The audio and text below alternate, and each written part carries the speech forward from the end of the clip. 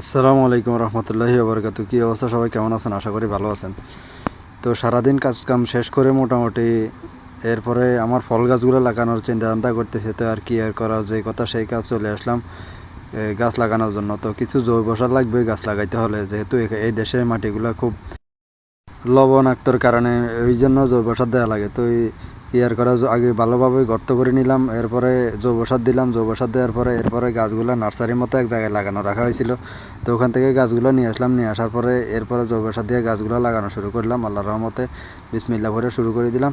তো একটা কাঁঠাল গাছ লাগাইছি, ঠিক আছে। তো মোটামুটি অনেকগুলো কাঁঠাল গাছ লাগাইছি, অনেকগুলা লিচু গাছ লাগাইছি, আবার অনেকগুলা পেঁপে গাছ লাগাইছি, ঠিক আছে।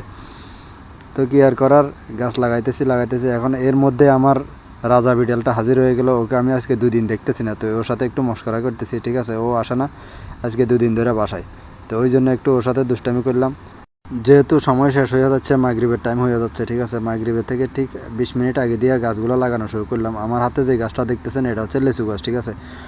তো মোটামুটি অনেকগুলো লেচু গাছ হলো, দেশ থেকে 50টা গাছ লেচু আনলাম। তো 50টা থেকে বেশি চারা হইলো না, অল্প কয়েকটা চারা হলো। আর সর্বশেষ 4টা পর্যন্ত চারা বাঁচায় রাখতে পারলাম, ঠিক আছে। তো আমার কপিলের ছেলে এগুলো লাগাইছিল, মানে আমি ওর দানা দিয়েছিলাম, ও নার্সারির মতো সুন্দর করে যত্ন করে লাগাইছিল। তো এরপর আমি আবার গাছগুলো লাগানো লাগতেছে, ঠিক আছে। আমার বলতেছে তোর হাতে লাগা, তাহলে অবশ্যই ভালো হইব, ঠিক আছে। তো আমি তো জানি না লেচু গাছ কীভাবে লাগায়। তো আমি সবগুলা মোটামুটি জৈব সারটা দিয়ে নিজে নিজে লাগানোর চেষ্টা করতেছি, কি আর করার। মোটামুটি যদি হয়ে যায় আর কি, শুধু এই কারণে লাগাইতেছি গাছগুলা, যেন একটা গাছ যদি হয় তাহলে মনে করেন যে যতদিন গাছটা থাকবে অতদিন ফল দিব। ফল দিলে মনে করেন যে দোয়া হইলেও পামো, মানুষের ফল খাবার সদগায়ে জারিয়া হিসাবে সওয়াব হইলেও তো পামো, ঠিক আছে। ওই জন্য মূলত গাছগুলো লাগানো, ঠিক আছে। না হয় দেশ থেকে এরকম আনি গাছ লাগিয়ে তাদেরকে খাওয়ানো, এটা কোনো প্রশ্নই ওঠে না, ঠিক আছে। তো যাক, মোটামুটি গাছ মোটামুটি লাগানো শেষ হয়ে আসছে। এরপরে পানি দেওয়া শুরু করলাম। তো এখন আমাদের বাগানে তো লবণাক্ত পানি, তো আমরা আমাদের খাওয়ার পানিগুলো, যেই পানিগুলো আমরা খাইতেছি ওই পানিগুলো আনতেছি গাছে দেওয়ার জন্য। তো এরকম মোটামুটি 1-1.5 মাস বা 15 দিন 1 মাস দিলে মোটামুটি গাছগুলা যখন জিকে যাবে তখন মোটামুটি লবণাক্ত পানি দিলে আর সমস্যা হবে না, ঠিক আছে নি। তো যেহেতু ছোটো অবস্থায় একটু মিষ্টি পানি দেওয়া দরকার। এটা হচ্ছে কাঁঠাল গাছ, ঠিক আছে। তো ছোটো ভাই ছিল আমার এখানে, তো আসার পরে আমি বললাম যে সবগুলো তো আমি লাগাইলাম, তুইও একটা লাগা, দেখি তোর ভাগ্যে কী হয়, হইলে তো সব হয়ে যাবে। তো ওই জন্য ওরে দিয়ে একটা কাঁঠাল গাছ লাগাইতেছে, ঠিক আছে।